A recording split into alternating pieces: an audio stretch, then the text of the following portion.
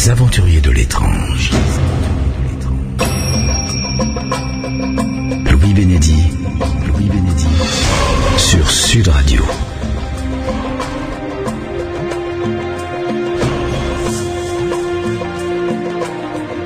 Bonsoir et bienvenue dans Les Aventuriers de l'étrange. Ce soir, nous allons partir sur les traces d'un être mythique. Il est connu sous différents noms, le Yeti, le Sasquatch, l'abominable homme des neiges, le Bigfoot, le Tsanak ou le Zonoqua. Alors, est-ce un mythe? Existe-t-il réellement cet homme des bois? Avons-nous quelques débuts de preuves de son existence? C'est ce que nous allons voir avec mon invité Jean-Paul Debenat qui vient de publier un ouvrage intitulé Sasquatch et le mystère des hommes sauvages. C'est paru aux éditions Le Temps Présent. Jean-Paul Debenat, bonsoir. Bonsoir. Alors, question en préambule, qu'est-ce qui vous a poussé à vous intéresser à la cryptozoologie, puisque le Yeti ou le Sasquatch rentre dans le cadre de la cryptozoologie. Ça s'est passé comment, cette rencontre avec la cryptozoologie, j'entends, hein? D'abord, il faut dire que j'ai un ami qui est professeur à l'université du Mans et qui s'intéresse à tout un pan de la littérature anglo-américaine qui s'appelle la littérature des mondes perdus. L'origine vient du roman de Conan Doyle, oui. Le monde perdu, bien sûr. Et il a étudié en long et en large tout ce domaine littéraire. Et on avait de longues conversations à propos de ce type de littérature. Et c'est à propos de cette littérature qu'il a contacté Bernard Revelmans. Et un jour, il avait un rendez-vous avec Bernard Revelmans. Il m'a associé à ce rendez-vous. Et c'est à partir de ce moment-là, dans les années 80, que je me suis intéressé à la cryptozoologie. Je venais de rencontrer le créateur de la cryptozoologie et le personnage m'a fasciné. Et c'est à partir de ce moment-là, mais assez distraitement en quelque sorte, parce que mon copain Lauric Guillot faisait des recherches dans ce domaine, que je me suis intéressé à la question. Mais je pense que ce qui a tout déclenché, c'est la rencontre avec Bernard Revelmans. Ouais. C'est-à-dire que ça a été le déclencheur définitif. Bien, nous allons en parler justement de Bernard Revelmans tout à l'heure, en fin de conversation qui, comme vous le soulignez à l'instant, est le père fondateur de la cryptozoologie. Et c'était un immense scientifique et un être humain très très intéressant. Alors, nous allons discuter avec vous de ce Sasquatch et partir avec vous sur les traces que vous avez suivies. On parlera de votre livre, bien entendu. Mais je me permets de me retourner vers ceux et celles qui nous écoutent en leur demandant des témoignages. Je sais qu'il existe des légendes ou des histoires relatives à des hommes des bois dans nos Pyrénées. Alors si vous en connaissez, eh bien j'attends vos appels au 0826 300 300 et laissez-moi vos coordonnées sur ma boîte vocale, Les Aventuriers de l'étrange, pour que je puisse vous rappeler, en discuter avec vous et donner une suite à cette émission. Donc, nous allons parler du Sasquatch, de cet homme mystérieux des bois, durant cette première heure dans Les Aventuriers de l'étrange sur Sud Radio. Les Aventuriers de l'étrange, Louis Bénédy sur Sud Radio. Le Sasquatch et le mystère des hommes sauvages, c'est le titre de ce livre passionnant de Jean-Paul Debenat, paru aux éditions Le Temps Présent. Jean-Paul Debenat est mon invité dans Les Aventuriers de l'étrange ce soir sur Sud Radio. Jean-Paul Debenat, tout le monde, et vous en premier j'imagine, se souvient de la rencontre entre le Yeti, l'abominable homme des neiges, et Tintin et le capitaine Haddock, dans cet album mythique. Vous rappelez, tiens, un petit quiz, vous vous rappelez du titre de l'album? C'était bien sûr Tintin au Tibet. Bien sûr. Et vous êtes incollable. Non, mais Là, c'était pas trop difficile. C'est vrai. Alors, on se rappelle tous évidemment de ce passage extraordinaire. Et comment s'est déroulée la rencontre, non pas du Yéti, mais du Sasquatch, qui est l'équivalent du Yéti en plus grand. On y reviendra en détail tout à l'heure, mais aux États-Unis, en Amérique du Nord. Comment s'est déroulée cette rencontre avec vous? Qu'est-ce qui a été l'événement déclencheur? Mais écoutez, il se trouve que à un certain moment, j'ai eu le désir de retourner aux États-Unis où j'avais vécu. Je suis allé aux États-Unis il y a très très longtemps. J'avais 22 ans en 1965. J'y suis resté plus d'un an. Mm-hmm. Et puis j'ai eu l'occasion d'y retourner pour de courtes périodes, mais j'avais envie d'y séjourner de nouveau et j'avais besoin d'un sujet d'étude pour ce congé sabbatique. Et depuis quelques années, je m'intéressais à cet homme sauvage. Et j'ai décidé de présenter comme sujet d'étude une enquête sur l'homme sauvage. Et le conseil scientifique de l'université de Nantes, à l'époque, donc dans ces années, dans les années 90, a accepté. Ce qui témoigne, je tiens à le souligner, d'une certaine ouverture d'esprit. C'est vrai. Il se trouve qu'à ce moment-là, il y avait un président de l'université, nous étions en 1994, qui était très très ouvert d'esprit, et ça n'a pas trop effrayé, disons, les hautes instances. Mm-hmm. Et j'ai pu partir et commencer à travailler à l'université de Washington, l'université d'État de Washington à Seattle, pendant quelques mois. Et ensuite, de retrouver mon vieil ami Ed Fuchs, qui lui habite dans une petite localité de 545 habitants, qui s'appelle Riverside, Mm-hmm. qui se trouve le long de la rivière Okanogan. Et nous sommes là à 1 heure de route de la frontière canadienne. Un peu plus haut, il y a une ville qui s'appelle Oroville, et comme son nom l'indique, c'est une ville créée par des chercheurs d'or. Ouais. Et puis, si on traverse la frontière, la rivière Okanogan est issue du grand lac Okanogan, qui est célèbre pour abriter un monstre marin qui s'appelle Ogopogo. Ogopogo. Oui. Ah tiens, je l'ignorais ça. Mais si vous voulez, ce monstre marin, qui serait peut-être un cousin du monstre du Loch Ness, j'ai lu des articles sur lui, mais je me suis pas intéressé vraiment de près. C'était pas mon sujet, que j'avais beaucoup à faire. Oui, déjà. À étudier l'homme sauvage. Alors, vous avez choisi comme titre, comme dénomination pour cet homme sauvage, le mot Sasquatch, qui est un nom, un nom qui a été donné à cet homme sauvage par une tribu indienne, c'est ça? Les Indiens de cette région, du Pacifique Nord-Ouest, donc ce qu'il faut bien comprendre, c'est que le Pacifique Nord-Ouest, c'est une vaste entité. C'est une unité.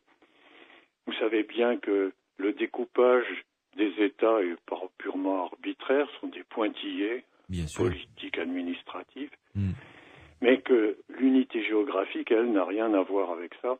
Et cette unité géographique, elle commence au nord de la Californie. Ensuite, on monte, on a l'Oregon, on continue, on a l'État de Washington, on continue, on a la Colombie-Britannique au Canada, et puis on monte comme ça pratiquement jusqu'en un petit bout de l'Alaska, le sud de l'Alaska. Ouais. Et si on va vers l'ouest, cette unité géographique, elle englobe l'Idaho et un petit bout du Montana. Mm-hmm.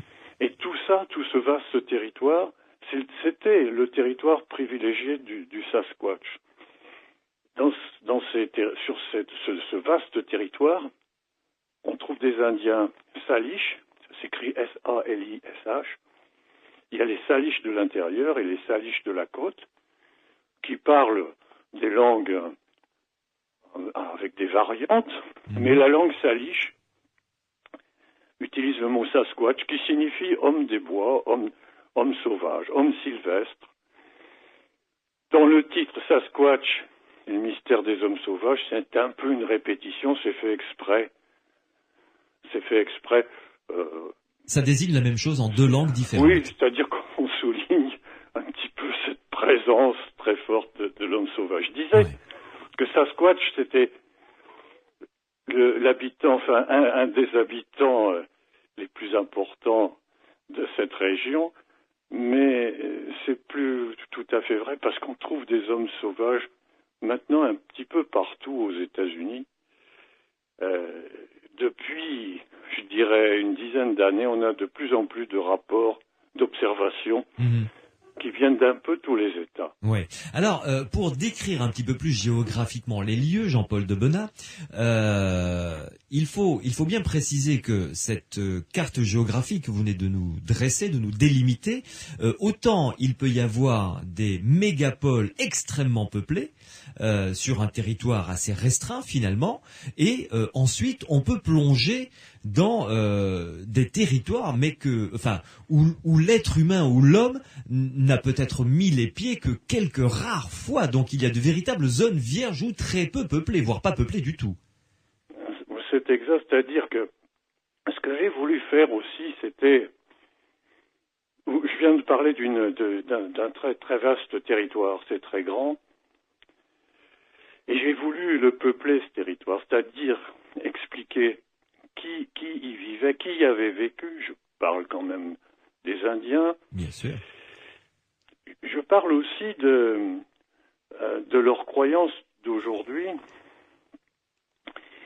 Et puis j'ai aussi voulu dresser une sorte de panorama en montrant des personnages, Ed Fuchs notamment, qui lui est un chercheur, non pas simplement un chercheur d'or, mais qui a écrit sur le Sasquatch.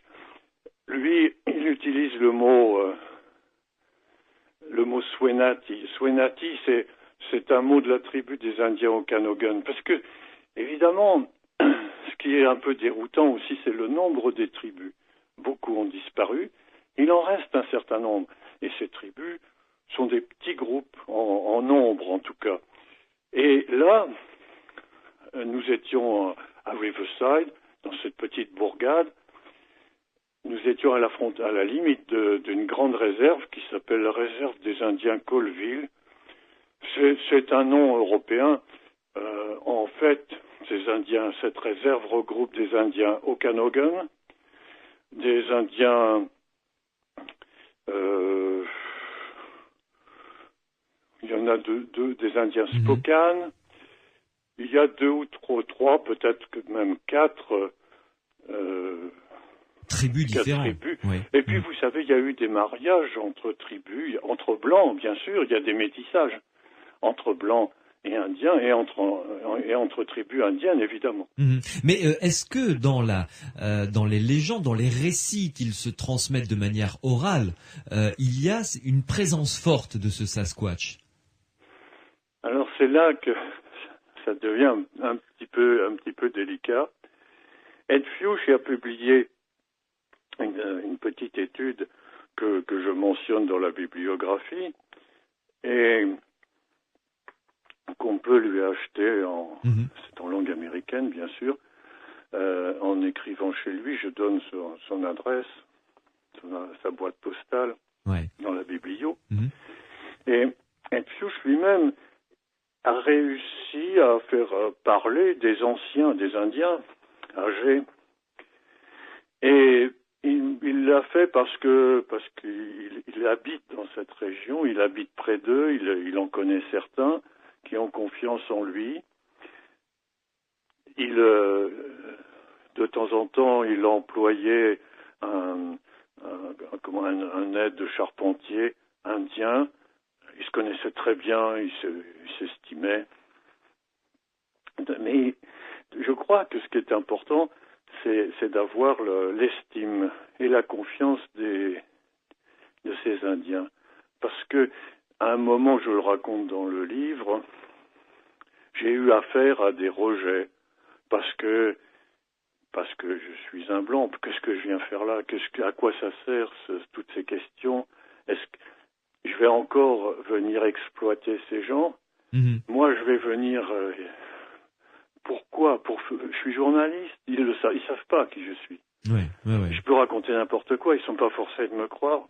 Et lui, Ed Fuchs, qu'a-t-il réussi à collecter et à sauver de l'oubli comme histoire? Mais ce sont moins des histoires que des témoignages de présence physique de Bigfoot, parce que c'est le nom américain, Bigfoot, ou de Swenati, comme disent ces Indiens au Okanagan. Et ce sont des incidents qui se sont produits, des chevaux qui ont été effrayés, qui ont brisé une barrière, par exemple, des vols de fruits ou d'autres nourritures. Et ces êtres ont été vus par ces Indiens. Pour beaucoup d'Indiens, cet être-là est à la fois physique, c'est-à-dire qu'il est matériel, et en même temps, il a un rôle, je dirais, symbolique. Oui. Et ça, ce sont des choses dont on ne parle pas facilement. Oui, il fait partie de la cosmogonie de leurs croyances, tout à fait. Oui. Cet homme est une sorte de passerelle, de protection même, de protecteur par moment, de passerelle entre la nature et l'être humain lui-même. Jean-Paul Debenat, avant d'aller plus loin, je vous demanderai tout à l'heure, après la première pause, de nous rapporter, parce que vous ouvrez le livre avec cette histoire des plus étonnantes, celle d'Albert Haussmann, on en parlera tout à l'heure, mais pour vous, qui êtes un petit peu témoin privilégié, puisque vous avez passé pas mal d'années à la recherche du Sasquatch, à marcher sur ses traces du moins, est-ce, parce que vous faites, c'est souvent dans votre livre, vous y revenez, le Sasquatch, le Bigfoot, est-ce un homme, un animal, entre les deux, mon colonel? Comment peut-on le classifier? Extrêmement difficile, comme question. Extrêmement difficile, oui. C'est extrêmement difficile. Et, les deux grandes hypothèses, ce serait d'après. Je vais d'abord parler de ceux qui en ont parlé savamment, si j'ose dire, notamment quand il s'agit du docteur Grover Krantz, qui était docteur en anthropologie et professeur d'anthropologie, justement, et qui est décédé il y a 3 ou 4 ans, en 2000, je ne me rappelle plus, 2004, très récemment. Je connaissais assez bien Grover Krantz, qui était un personnage assez difficile d'abord, qui était pas un marrant, comme on dit, quoi. Ouais. Et qu'est-ce qu'il a dit alors? Lui était un scientifique pur et dur, et pour lui, c'était un gigantopithèque, c'est-à-dire un singe géant, peut-être mesurant jusqu'à 3 mètres, un survivant d'une race qui a existé, dont on a trouvé en Asie des dents et une mâchoire. On a reconstitué le corps, et pour lui, c'était peut-être un descendant de ces gigantopithèques, passant par le détroit de Bering, et puis survivant dans les grandes forêts du Pacifique Nord-Ouest. Ouais. Et pour d'autres, il s'agit d'un animal. Tout à fait. Lui, d'ailleurs, il l'avait appelé Gigantopithecus blacki, c'est-à-dire noir, sombre, à la fourrure sombre. Et pour d'autres, il s'agit peut-être d'un néandertalien attardé, une survivance d'un descendant de Néandertal. La frontière est mince entre l'être humain et l'animal, finalement. Là, ça devient compliqué. Oui, ça devient compliqué. Et ce qu'il y a de difficile, c'est que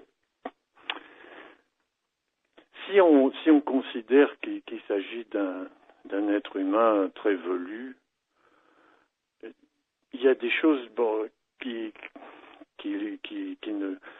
qui vont à l'encontre de cette opinion. Par exemple, apparemment, il n'a pas de langage, ou alors à ce moment-là, il faut se tourner du côté du langage des singes qui émettent des sons qui ont une forme de langage, mais rien à voir avec rudimentaire, le langage tout humain. À fait.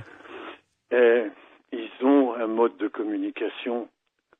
On a d'ailleurs, vous savez, on a des enregistrements. On pense qu'il s'agit de cris de Sasquatch. Ça a été enregistré dans la forêt, j'en ai entendu, on m'en a fait écouter.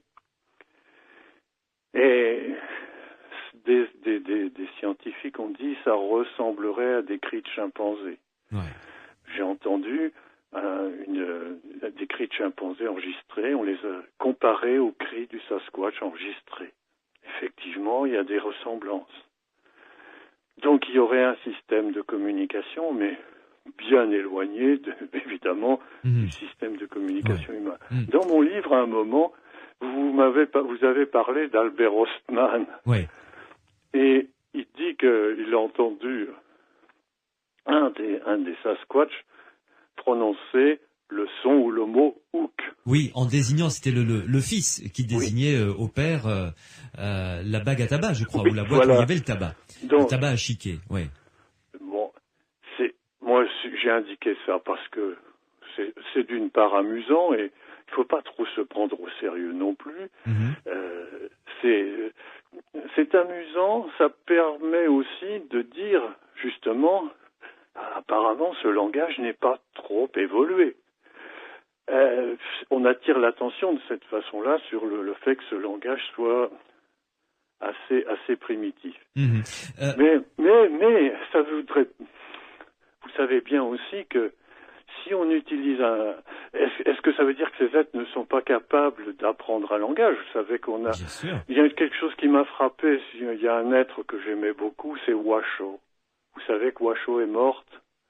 Washoe, c'était la chimpanzé qui justement, dans l'État de Washington, une ville qui se trouve un peu au sud de Seattle, Ellensburg, cette chimpanzée à 42 ans est morte et elle pratiquait le langage des signes. Elle connaissait un certain nombre de signes. Oui. Avec des notions abstraites très intéressantes. J'avais suivi d'assez près ses travaux, les travaux. Alors ça voudrait dire que si on rentrait en communication, on rencontrait un Sasquatch, peut-être pourrait-on, s'il était jeune, lui apprendre le langage des signes, et peut-être arriverait-on à communiquer, et jusqu'à quel point? Alors, Jean-Paul Debenard, on va faire une pause, on va laisser cette question en suspens, et on y reviendra, je fais exprès de la poser en introduction, en quelque sorte, et on y reviendra après que l'on ait fait un tour dans votre livre, et on y reviendra à titre de conclusion, finalement, pour que chacun et chacune qui nous écoute puisse se faire une idée. Une première pause dans Les Aventuriers de l'étrange, sur Sud Radio, et on se retrouve dans quelques instants avec... cette fois-ci, comme parcours, on va un peu découvrir les récits tout aussi étonnants les uns que les autres que vous avez recueillis dans votre livre de rencontres avec le Sasquatch, avec ce mystérieux homme sauvage aux États-Unis. À tout de suite. Sud Radio, les aventuriers de l'étrange. Le Sasquatch sur Sud Radio dans Les Aventuriers de l'étrange. Nous parlons de ce mystérieux homme sauvage, plus connu en Asie, après un peu plus loin au Tibet sous le nom de Yeti. Ça n'a absolument pas la même taille d'ailleurs. On va voir ça avec Jean-Paul Debenard qui est mon invité. Jean-Paul Debenard qui est l'auteur d'un livre publié aux éditions Le Temps Présent qui s'intitule Sasquatch et le mystère des hommes sauvages. Alors, Jean-Paul Debenard, est-ce que vous pouvez nous raconter, peut-être pas en rentrant dans tous les détails, mais nous raconter quand même l'étonnant récit, j'ose pas dire aventure, parce qu'on finalement on ne sait pas si c'est totalement vrai, qu'a rapporté un certain Albert Ostman. Parce qu'alors là, c'est la cerise sur le gâteau. Oui, alors, bon, Ostman, qui était bûcheron, se retrouve dans le Pacifique Nord-Ouest. Ouais. D'ailleurs, j'ai fait une petite carte pour indiquer son itinéraire. Il se trouvait en Colombie-Britannique et il campait. Il avait emporté des provisions pour plusieurs jours et il a été tout bonnement kidnappé. Ah oui, il était dans son sac de couchage et il a été enlevé par un Sasquatch. Voilà. Et donc, il n'a pas très bien compris ce qui lui arrivait. Et après avoir été transporté sur une bonne distance et secoué dans tous les sens, et s'est retrouvé surveillé de très près par une famille de Sasquatch, dont disons que l'un des personnages les plus amicaux et en tout cas les plus curieux et qui s'approchait de lui était le fils, donc un adolescent. Alors on n'a pas de détails précis sur la taille exacte, il les a pas mesurés évidemment. Mm-hmm. On peut supposer qu'ils étaient au moins de 2,50 m. Ah oui, belle bête quand même. Oui. Beau gabarit quand même. Beau gabarit, oui. pesant dans les 300 à 400 kilos, et évidemment avec des pieds gigantesques. Et ce qui lui a sauvé la vie, c'est sa blague à tabac apparemment, parce que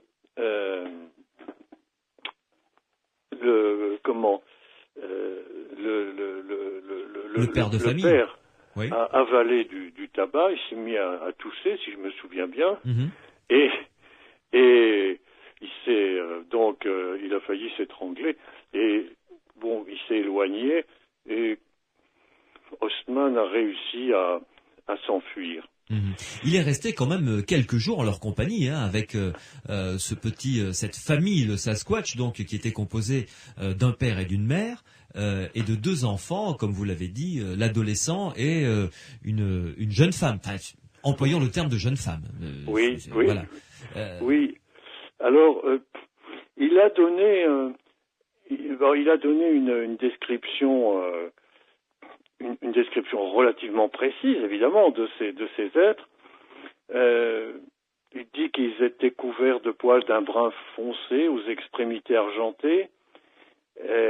Alors, la femelle avait des seins très amples, le torse massif ne s'amincissait pas à la taille. Ça, c'est une des caractéristiques. Ce sont des blocs, c'est-à-dire qu'il n'y a pas de taille marquée. Mm-hmm. Musculature extrêmement puissante. Très ferme, très épaisse. Mm-hmm. Et ce qui symboliquement est frappant, c'est que on a aussi ce genre de récit d'ogres qui enlèvent des enfants ou qui enlèvent des humains, qui peuvent enlever des femmes, etc. Dans le fait d'être cette image là du géant qui emporte quelqu'un dans son sac comme dans une hotte, ça fait penser un petit peu à des contes aussi. Alors, il y a des gens qui ont dit Ostman, justement, il s'est inspiré des contes et puis il a brodé une histoire. Sauf que il n'a jamais dévié d'un poil, en quelque sorte, dans son récit. Oui. Il l'a toujours raconté de la même façon. Et dans ces milieux-là, à la campagne, là-bas, dans ce milieu assez esprit pionnier,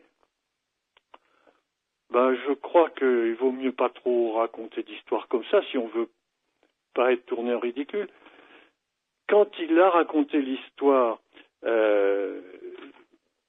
à John Green, qui est un journaliste qui a beaucoup écrit, qui est un des grands chercheurs de cette région, qui habite au Canada, quand il a raconté cette histoire, il l'a répété et Green l'a travaillé pour savoir. Et Green est persuadé qu'il dit la vérité. Mm-hmm.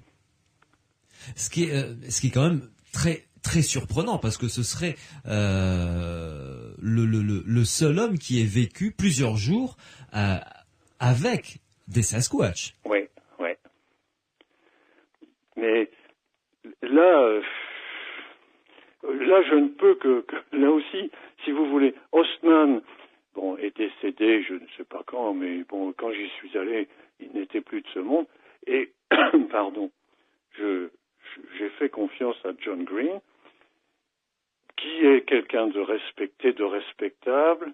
Et Green a dû faire de son mieux. C'est un bon journaliste. Il est un professionnel de bon niveau, bien sûr. Et je pense qu'il a fait de son mieux pour obtenir le maximum de détails. Ouais.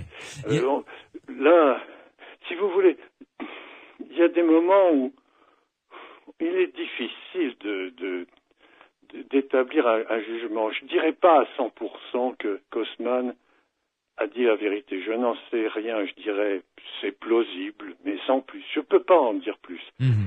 Alors, abordons une autre histoire que vous rapportez, celle de William Rowe, qui lui aurait rencontré une femme Sasquatch. Et là, c'est un témoignage aussi extrêmement étonnant. Alors, attendez. Rowe qui travaillait pour une entreprise de construction routière. Oui. Alors, là aussi, en quelque sorte, ce sont ces sortes de grands témoignages qui sont historiquement, quoi, qui sont devenus des témoignages, je dirais, fondamentaux dans le développement des recherches, et aussi pour susciter l'intérêt. Alors, oui, là aussi, je dirais, il faut faire confiance à John Green. Je connais John Green. J'ai été reçu chez lui au Canada. Ça s'appelle, c'est au bord du lac Okanogan qu'il habite, une ville qui s'appelle Harrison Hot Springs. Il y a des sources d'eau chaude qui sont connues et qui attirent les touristes. Il y a une station thermale, etc. Et tous les ans, il y avait un grand rassemblement, un grand congrès. J'ai assisté à un de ces congrès. Et on avait, à plusieurs reprises, j'ai eu l'occasion de discuter est-ce que, à votre avis, mais est-ce que c'est vrai? Oui, apparemment, ces gens-là ne mentaient pas. Alors, mais je peux quand même ajouter quelque chose. Vous vous souvenez du fameux film Patterson? Oui, on en parlera en long, en large et en détail, puisque il est visible sur Internet. Pour plus tard. Et c'est quand même quelque chose sur lequel il va falloir se poser un certain nombre de questions, comme tous les scientifiques qui s'y sont intéressés, à savoir, est-ce que c'était un canular, est-ce que c'est un authentique film de Sasquatch, enfin, est-ce que c'est la preuve ultime, et est-ce que Roger Patterson, qui est décédé maintenant, n'avait pas monté ça de toutes pièces, ce qui, avec tous les éléments rassemblés dans votre livre, on serait plutôt tenté de dire que non.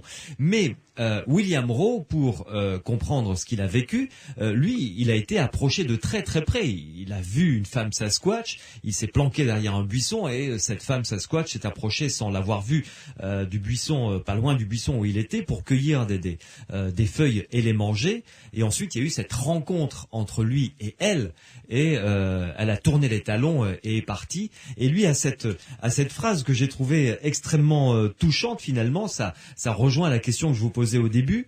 Est-ce que c'est un être humain? Est-ce que c'est un animal? Et lui a dit j'avais appelé la créature cette chose, dit-il, mais je compris alors que c'était un être humain et je ne me serais jamais pardonné de l'avoir tué parce qu'il avait son fusil. Oui.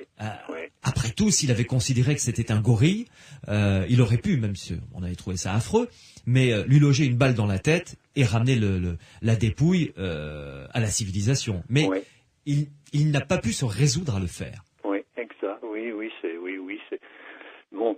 Alors là, expérience Et nous sommes en 1955. est irremplaçable. Moi, je mets pas en doute les paroles de Rowe. Je pense qu'il a vécu, il a ressenti cela, il l'a dit tout simplement. Mais il y a eu d'autres rencontres, notamment un ami, Fred Bradshaw, qui lui aussi est mort, mais il y a beaucoup de gens qui disparaissent ces temps-ci. Fred est mort relativement jeune, il avait moins de 60 ans, je pense, entre 55 et 60. Mm-hmm. Il avait vécu comme marin-pêcheur en Alaska. Ensuite, il a fini sa carrière professionnelle. Pendant 7 ans, il a été adjoint du shérif dans une petite ville qui se trouve non loin de la capitale de l'État de Washington. La capitale, ça s'appelle Olympia. C'est pas Seattle, c'est Olympia. Et il y a une petite ville non loin d'Olympia. Et c'est là que Fred Bradshaw a été adjoint du shérif pendant 7 ans. Et un jour, et je le raconte dans ce livre, il était avec son fils, sa belle-sœur, il campait au bord d'un torrent, et derrière un arbre est apparu un Bigfoot. Et ils ont été terrorisés. Pourtant, Fred Bradshaw était quelqu'un de solide, une armoire à glace. Oui, pour l'impressionner, il faut... Oui, c'est pas quelqu'un qui se laissait impressionner. Et ils ont battu en retraite, ils ont sauté dans leur camionnette 4x4 et puis ils sont partis. Et ils sont revenus après parce qu'ils ont voulu trouver des traces et ils n'ont pas trouvé de traces, ils n'ont rien trouvé, mais ils étaient 3 à l'avoir vu. Et quand j'ai rencontré Fred Bradshaw, il m'a dit, je vais t'emmener sur les lieux. Il a tenu absolument à m'emmener sur les lieux. C'est quelque chose qui est arrivé assez souvent. Les gens m'ont dit, là, à tel endroit, on a vu, c'était là. C'était simplement, pour eux, c'était la preuve qu'ils ne mentaient pas. Vous voyez bien, monsieur, c'est là que je l'ai vu. Vous voyez, c'était à côté de cet arbre. J'ai trouvé ça assez naïf et en même temps, je me disais, mais je pense pas que ces gens-là, ils cherchent pas à me tromper, ils veulent simplement que je sois au plus près de l'endroit, de l'événement. C'était là que ça s'était passé. Mais qu'est-ce qu'ils ont vu exactement? Parce que ils ont décrit, je suppose, ce qu'ils ont vu.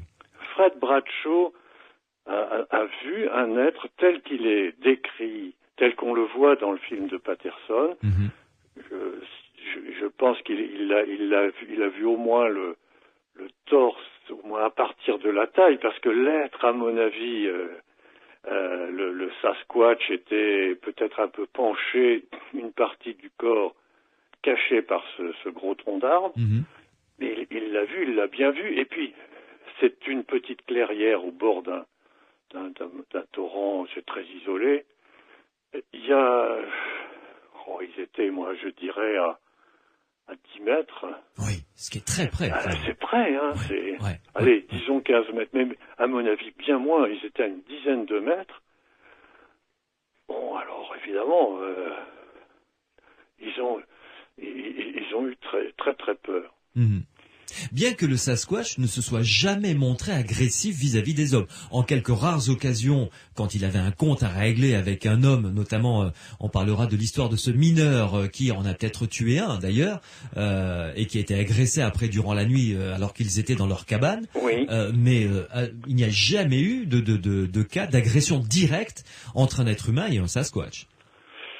Alors, il faudrait... Là, ou alors l'être humain n'est jamais revenu pour en parler. J'avoue que j'ai pas traité. C'est un des aspects. Bon, c'est un des aspects qui mériterait plus d'attention.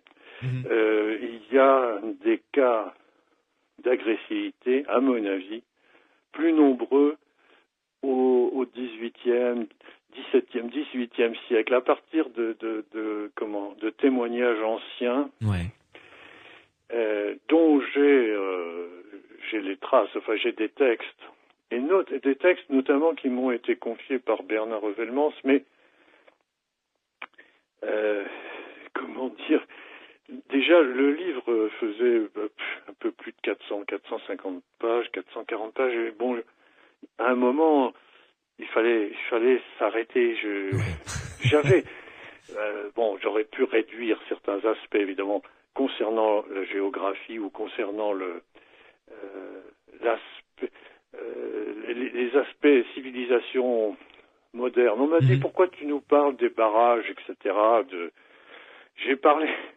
J'ai voulu dire que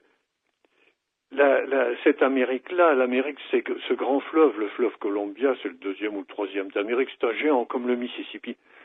Puis il n'y a pas que lui, il y a d'autres affluents très importants. Ils ont été domestiqués, domptés par les barrages. La physionomie a changé.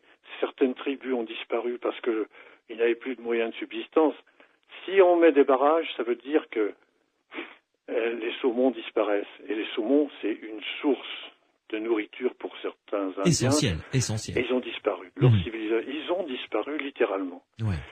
Si les Indiens disparaissent, Sasquatch disparaît. Pourquoi ? Parce que, et ça c'est en filigrane dans le livre, c'est un petit peu une clé que je donne. Parce que j'ai pas voulu mettre trop les points sur les i, mais n'empêche, ça peut aider de le savoir, c'est que s'il y a plus de saumon, le Bigfoot qui se nourrit beaucoup de saumon va disparaître aussi. Ou alors, s'il disparaît pas, lui, il va émigrer ailleurs, il va aller ailleurs. Ouais. Mais il risque aussi de disparaître comme ont disparu les Indiens. Et c'est ça qui m'a fasciné aussi, c'est qu'il y a ce lien entre les Indiens, les ours et Sasquatch. Ouais. Jean-Paul Debenat, une pause à nouveau dans Les Aventuriers de l'étrange sur Sud Radio. Et juste après cette pause, je vous propose que l'on parle de Roger Patterson, qui, un 20 octobre 1967, alors qu'il ne s'y attendait pas du tout, il était avec un collègue à lui d'ailleurs, il n'était pas tout seul, est tombé sur un Sasquatch et il avait entre les mains une caméra. Et c'est le seul film connu à ce jour où l'on peut voir un Sasquatch. Alors, vrai ou faux, nous allons en parler dans quelques instants. À tout de suite. Sud Radio, les aventuriers de l'étrange. Jean-Paul Debenat, qui est auteur d'un livre passionnant sur le Sasquatch, qui est la dénomination indienne d'une tribu indienne pour désigner l'homme sauvage. L'équivalent de ce que l'on connaît en Occident du Yéti, qui lui est au Tibet, plutôt dans les contrées froides. Là, nous sommes aux États-Unis, sur la côte ouest des États-Unis. Jean-Paul Debenat, nous sommes en 1967. Avant de parler de ce film que l'on peut voir sur Internet un petit peu partout, qui a été décortiqué par une multitude de scientifiques, décrivez-nous, brossez-nous le portrait de Roger Patterson. Alors, Roger Patterson... Qui est décédé, il y a peu d'ailleurs. Oui, c'est quelqu'un qui a fait, eu plusieurs métiers, comme beaucoup d'Américains. Il a été cow-boy de rodéo. Oui, tout à fait. Ouais. Il était stuntman aussi, c'est-à-dire qu'il était cascadeur. Il a fait plusieurs petits métiers. Bon, cascadeur, c'est pas un petit métier, ce sont des métiers assez risqués. Et puis, au moment où il s'intéresse à l'homme sauvage, au Bigfoot, il est fermier, il a un petit ranch et il s'intéresse, il lit beaucoup, tout ce qu'il trouve dans les magazines sur le Sasquatch. Il a lu, si je me souviens bien, il a dû lire le livre d'un ami de Bernard Revelmans qui s'appelait, parce qu'il est décédé, Ivan Sanderson.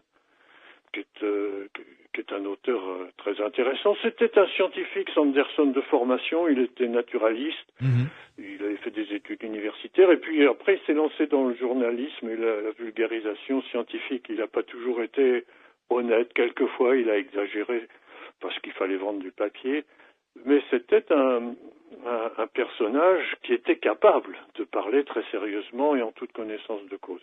Alors, Patterson s'intéresse à tout ce qui touche aux observations de Bigfoot. Et un beau jour, il patrouille dans la forêt avec un de ses amis qui s'appelle Gimlin, qui est toujours vivant, Bob. Et dans une clairière, au tournant d'une petite rivière à sec d'ailleurs, c'est là qu'il aperçoit cette grande silhouette, cet être qui s'élève. Ils sont à cheval. Évidemment, Patterson saute sur sa caméra. C'est une caméra 16. Et Gimlin, je pense, retient son cheval. Ça, ils sont armés, ils ont des fusils, mais ils pensent pas à tirer. Non. Ils pensent surtout à filmer. Le cheval de Patterson bouge, évidemment. Et cet être va traverser le lit de ce torrent à sec, passer par-dessus un gros tronc d'arbre et disparaître. En jetant un regard vers, d'ailleurs, Patterson et Gimlin. Voilà. Et évidemment, tout cela a été analysé millimètre par millimètre. Alors, ce qui est intéressant, c'est que nous avons des analyses entre les deux frères ennemis, c'est-à-dire entre les Américains et les Russes, parce qu'à l'époque, les Russes, c'était l'époque de la guerre froide, étaient les grands ennemis de l'Amérique, mais on a un personnage qui va intervenir qui s'appelle René Dahinden, et René Dahinden est un Suisse émigré en Colombie-Britannique et qui va devenir un des grands spécialistes, un des grands chasseurs de Sasquatch, un homme de terrain, un montagnard, qui use d'un vocabulaire particulièrement fleuri. Il jure tous les 3 mots. Il était célèbre pour son vocabulaire amusant parce qu'il avait un accent suisse quand il parlait américain. C'était un personnage haut en couleur et moi que je trouvais plutôt sympathique, sauf que il avait tendance à noyer le poisson, si j'ose dire, parce que ces grosses blagues, ça faisait rire tout le monde, mais il y a des moments où il aurait mieux fait d'être un peu sérieux, quoi, parce qu'il y avait matière à discuter un peu sérieusement aussi de temps en temps. Ouais. Mais il croyait absolument, il était sincère, il croyait absolument à l'existence du Bigfoot. Ouais. Donc pour lui, ce film était un authentique film représentant, de Sasquatch. Absolument. Et il l'a emporté à Moscou. Il a réussi à aller à Moscou, il a obtenu un visa, et il a été reçu par des scientifiques. Et c'est là que c'est aussi très intéressant, c'est que les zoologues ont fait un peu la fine bouche. Ils ne sont pas trop précipités pour voir le film que Patterson qu'apportait Dahinden. Par contre, il est allé dans un institut qui est un institut de chercheurs qui s'intéresse à la biomécanique. Vous leur apportez un film, vous leur dites, voilà, on a filmé une bête à 4 pattes ou un être à 2 pattes ou n'importe quoi. Les images sont pas très nettes, mais malgré tout suffisamment nettes pour que vous puissiez regarder. Qu'est-ce que vous en pensez d'après la démarche? Qu'est-ce que c'est? Ces gens-là, eux, ils n'ont pas de réputation à défendre en tant que zoologues. C'est-à-dire que s'ils disent, voyez-vous, le monstre du lac Okanogan, qui s'appelle Ogopogo, est un plésiosaure. On va dire, monsieur, vous êtes un plaisantin. Un plésiosaure, c'est impossible. C'est mort depuis des milliers d'années. Voilà. Point. Donc sa réputation est ternie à jamais. Mais quelqu'un qui dit, bon, écoutez, monsieur, vous me montrez quelque chose qui avance à telle vitesse, qui apparemment plie les genoux de telle façon. C'est de la biomécanique. Oui, tout à fait. Ça Qui a a été telle fait. structure, qui a telle structure Voilà, interne, avec voilà. des muscles, ou alors c'est un homme déguisé parce qu'on s'aperçoit que quand il marche, la démarche n'est pas pareille, les muscles bougent pas pareil. Enfin bref, donc toute une analyse très fine finalement. Voilà. Et ça, finalement, c'est impressionnant. Mhm. Ces comptes rendus, ces rapports sont très impressionnants. Et qu'est-ce qu'ils disent ces comptes Et ils rendus disent justement? que, ça ressemble bien à la démarche d'un être, sans doute un être humain, et que, en tout cas, ce qui est certain, c'est qu'ils disent, ça n'est pas quelqu'un qui s'est déguisé. Vous voyez, ça n'est pas quelque chose de truqué. C'est déjà une affirmation très importante. Effectivement. D'ailleurs, ce film a été montré également aux spécialistes d'effets pour le cinéma et de trucage de chez Walt Disney, qui ont dit obtenir en 67 une telle qualité de trucage, c'était impossible, ou alors il aurait fallu qu'ils viennent le tourner et encore dans nos studios et encore. Oui. Donc là, on peut pas. Enfin, et la défense de Roger Patterson, quelle était-elle? Mais Roger Patterson, à la fin Roger Patterson est mort d'une très grave maladie dont j'ai oublié le nom, et sur quelques heures avant de mourir, il a reçu la visite de Peter Byrne. Peter Byrne, qui est aussi un des grands chercheurs, qui est toujours vivant. Je suis en relation avec lui. Je voudrais faire traduire son livre pour qu'il soit publié en France, qui s'appelle À la recherche de Bigfoot, The Search for Bigfoot. Et là, je suis en pourparlers. Et Peter Byrne connaissait bien Patterson. Il l'avait rencontré à de nombreuses reprises. Patterson savait très bien qu'il en avait plus pour longtemps à vivre. Et il a dit à Peter Byrne, si j'avais su que j'allais avoir autant d'ennuis avec ce film, quand il disait ennui, ça voulait dire des moqueries. Ça voulait dire des problèmes de droit d'auteur, parce que il y a des gens qui l'ont copié, il y a eu des problèmes pas tant avec Gimlin qu'avec la famille de Gimlin, parce qu'ils étaient deux finalement. Oui, et lui n'a jamais touché un centime du reste. Oui, mais justement, Gimlin aurait pu aussi dire, moi j'ai été lésé dans cette affaire. Jamais il n'a accusé Patterson de trucage. Oui. Et donc jusqu'à sa mort, Patterson a dit que le film était ce qu'ils avaient vu, il l'avait filmé et il n'y avait rien d'autre à dire, c'était authentique. Ouais. C'est ce qu'il a dit. Alors là, quand Peter Byrne m'a raconté cela, je me suis dit, oui, là, ça paraît là aussi, ça paraît crédible. Alors, pour conclure, parce que malheureusement, l'heure arrive à sa fin et j'aimerais que l'on dise quelques mots quand même de Bernard Heuvelmans. Avant d'en parler, Jean-Paul Debenat, votre conviction à vous, finalement, votre conviction profonde, qui peut ne rien avoir de scientifique d'ailleurs, nous sommes d'accord, mais vous avez passé plusieurs années à étudier ce dossier, vous en connaissez les moindres recoins, vous n'avez pas pu tout mettre, vous nous l'avez dit tout à l'heure dans votre livre, il fait déjà plus de 440 pages, très documenté, vous êtes allé sur le terrain. Votre sentiment au bout du compte? Écoutez, alors mon sentiment c'est que le nombre des témoignages, qui ne cesse d'augmenter d'ailleurs, est impressionnant. Et il vient de personnes de tous âges, de toute race, de tous milieux sociaux. Et ça constitue, comment dire, une matière première, tous ces témoignages de poids. Et là, je me dis, mais qu'est-ce que je dois en penser? Parce que personnellement, je n'ai pas vu de Bigfoot. Ouais. Ce que je possède, c'est un poil de Bigfoot que m'a donné Fred Bradshaw, des empreintes qu'il m'a données. J'ai 2 empreintes d'adultes et une empreinte d'un adolescent ou d'une adolescente.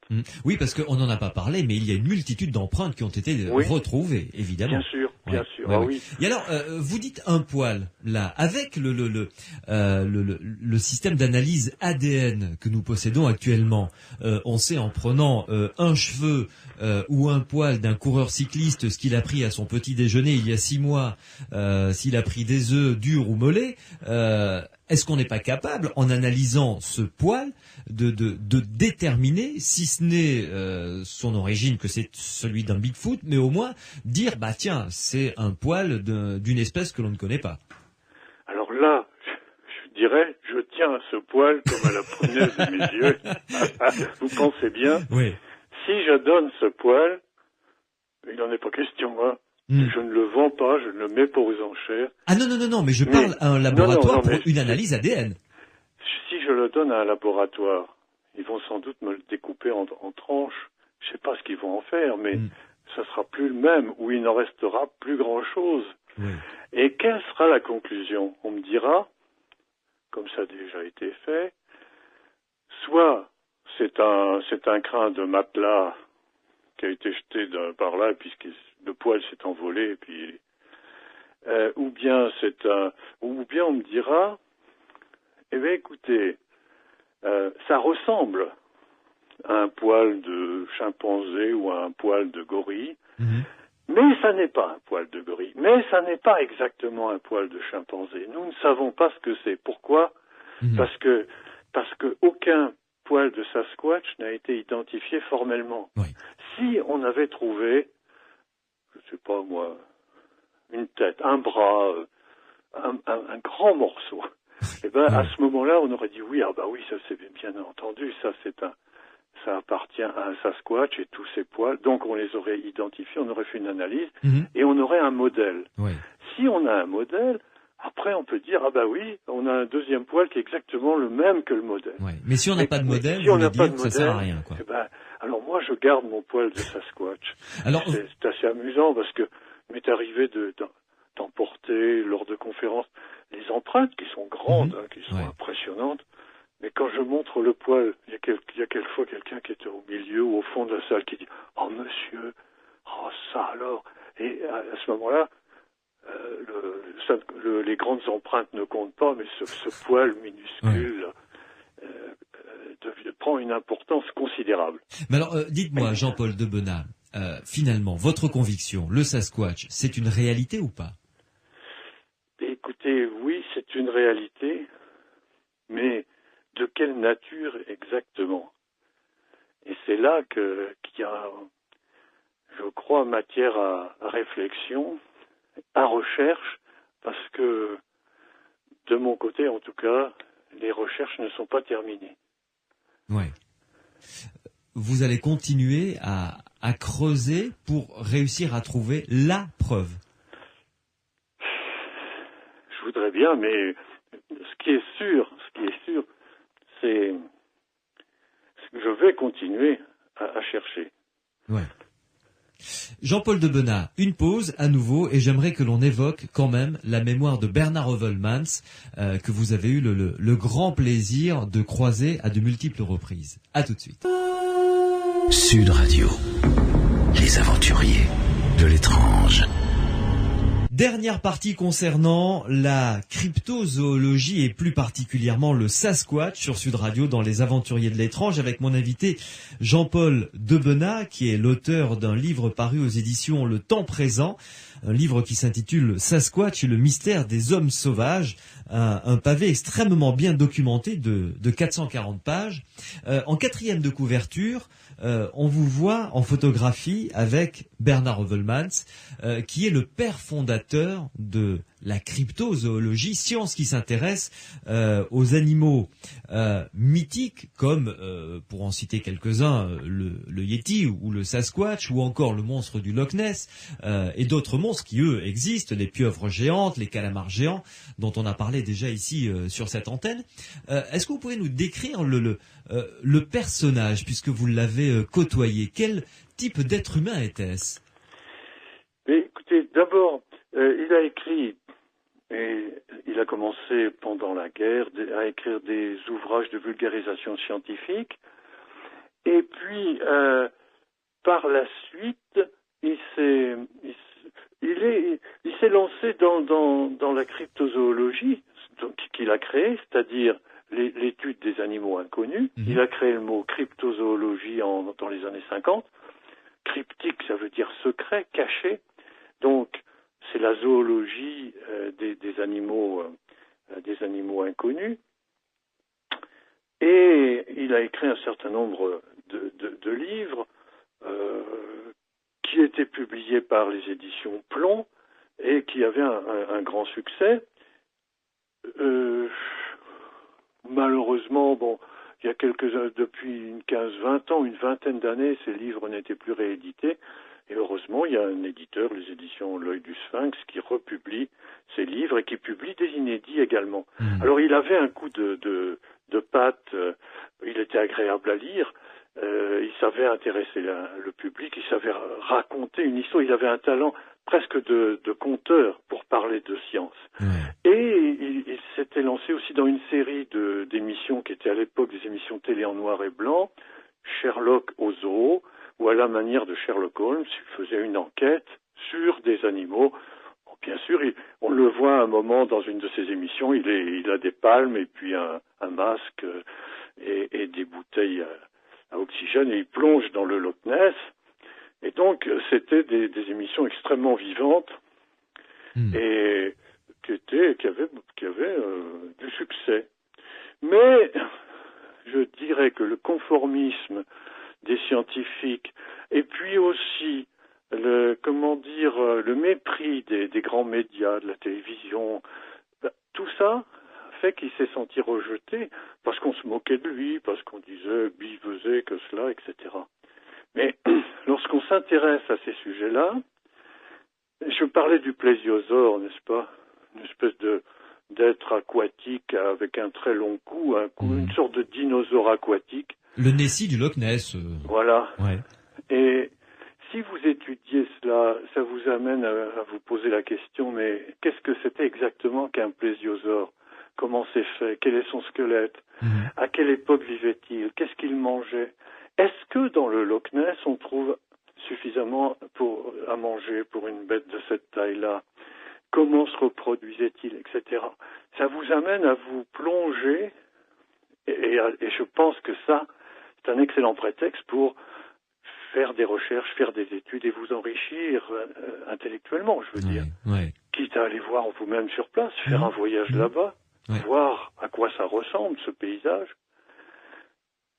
Moi, je pense que si on s'intéresse à l'homme sauvage, la question qui se pose, si c'est un gigantopithèque ou si c'est un néandertalien, à quel moment est-ce qu'on va le placer? À quelle époque? Sur quelle branche de l'évolution, du schéma de l'évolution va-t-on le placer? Est-ce qu'il a sa place à un certain moment? Quels sont ses ancêtres? Quelle est sa descendance ou quelle sera sa descendance s'il existe toujours? Alors tout ça invite, c'est une grande invitation à la lecture, à des visites dans des musées et à des discussions avec des gens comme Hövelmans, qui était un esprit encyclopédique qui parlait, je ne sais plus, 4 ou 5 langues couramment, qui parlait anglais à la perfection, qui était extrêmement cultivé, qui connaissait très bien la philosophie, la littérature, en dehors de son domaine de zoologie, qui était docteur en zoologie. Oui. C'était à vous entendre vraiment quelqu'un de rare et d'exceptionnel. Oui, c'était quelqu'un qui qui en plus avait un humour assez extraordinaire. Et quand je me souviens, je sais pas si c'est quelque chose que j'ai raconté à plusieurs reprises parce que c'était tellement merveilleux. Allez-y. Lors de la première rencontre dans cette maison du Bug, c'était un immense grenier qui avait été aménagé, une pièce gigantesque. Et avec mon ami Guillaume, nous posions des questions à Bernard.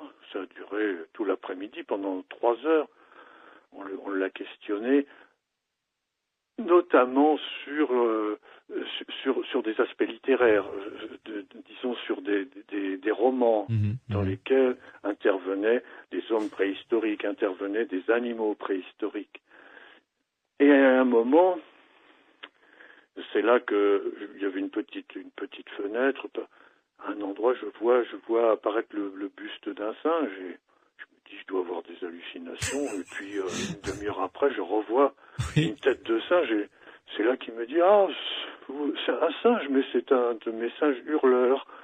Et c'est là que nous sommes descendus. Il y avait de la neige, c'était en février. Et il a appelé et d'une haie qui était parsemée de flocons de neige, sort un singe, c'était une femelle, elle saute dans ses bras, il me dit son nom, et il me dit, elle a eu un petit, mais le petit, elle s'en occupait pas, ce qui est je comprenais pas, elle voulait pas s'en occuper, on avait beau lui remettre dans les bras, la mère s'occupait pas du petit, donc je l'ai nourri au biberon, et au bout de quelques jours, le petit est mort. Et j'ai fait une autopsie, a dit Bernard, et il avait une malformation cardiaque. Et la mère savait qu'il n'était pas viable. Comment le savait-elle? Et moi, je lui dis, mais c'est stupéfiant quand même d'avoir ces singes-là, parce que le Bug au mois de février, le Périgord en hiver, c'est froid, il faisait pas loin de 0, peut-être 2 ou 3 degrés. Et puis, dans la journée, et puis il me dit oui, mais et puis il y a aussi les fils électriques, alors j'ai toujours un peu peur, et puis ils vont de plus en plus loin. Alors, les fermiers les plus proches sont tolérants, mais on ne sait jamais, ils peuvent recevoir un coup de fusil, je suis un peu inquiet. Je dis, mais c'est quand même le climat qui est quand même...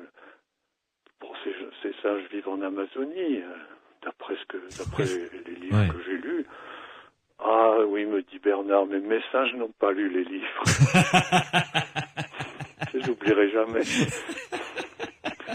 Donc tout va bien. Oui. Merci en tout cas, merci beaucoup Jean-Paul de Benat de nous avoir rapporté cette anecdote, effectivement, très très belle anecdote d'une de vos rencontres, de la première rencontre avec Bernard Heuvelmans.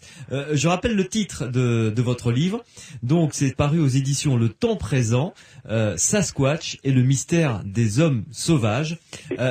Oui. Si je puis ajouter un mot. Bien sûr, je vous en prie. Il y a ce mois-ci, mon livre Avions et pilotes entre histoire et légende, aux éditions du Mont, est paru.